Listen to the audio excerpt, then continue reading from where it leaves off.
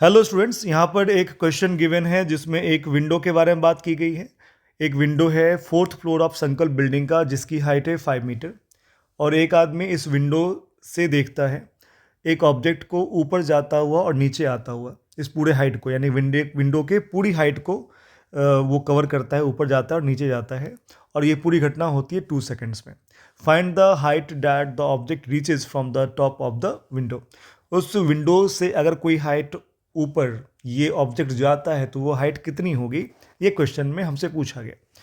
तो सिचुएशन को पहले ड्रॉ करते हैं ताकि इसका हम लोग सही आंसर बता सकें। देखो, ये एक विंडो है मान लेते हैं, और ये विंडो है किसी बिल्डिंग का। सपोज ये है 5 मीटर यहाँ से यहाँ तक का, ओके। और इसके ऊपर एच हाइट अपन एज्यूम करेंगे कि जहाँ तक बॉल जा रहा होगा, तो यहाँ पे बॉल की वेलोसिटी 0 हो जानी चाहिए। यस और नो, है ना। तो ये सिचुएशन है यहाँ पर।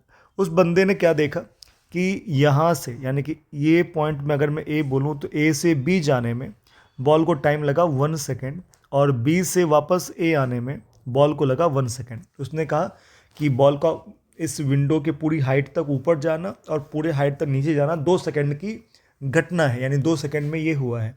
और हम सब मैथमेटिक्स जानते हैं कि ए से बी जाने में जितना टाइम लगेगा उतना ही टाइम बी से वापस ए आने में लगेगा। तो ऊपर जाने का टाइम 1 सेकेंड और नीचे जाने का टाइम भी 1 सेकेंड होना चाहिए।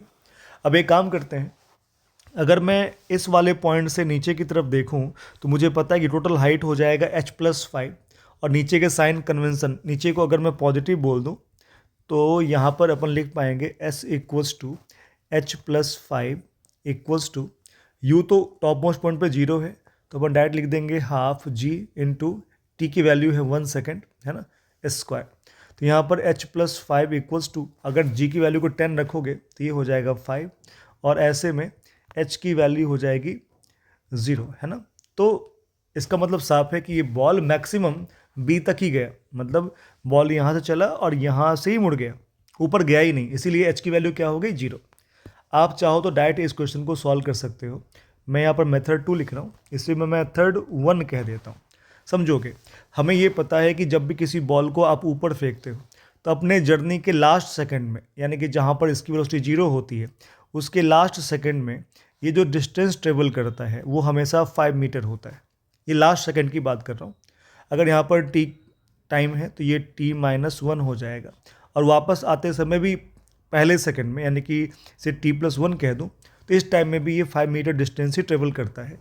तो ये बिल्कुल सेम सिचुएशन यहाँ इस क्वेश्चन में मेंशन है। इसका मतलब ये लास्ट सेकंड का ही 5 मीटर ट्रेवल कर रहा, और अगर ये लास्ट सेकंड है तो इसके ऊपर बॉल को नहीं जाना चाहिए। तो ये मैक्सिमम हाइट वाला केस जो है वो विंडो का टॉप मोस्ट पॉइंट ही है, इसीलिए यहाँ पर जो इसके ऊपर का हाइट h होगा वो डायरेक्ट अपन 0 लिख सकते हैं, है ना।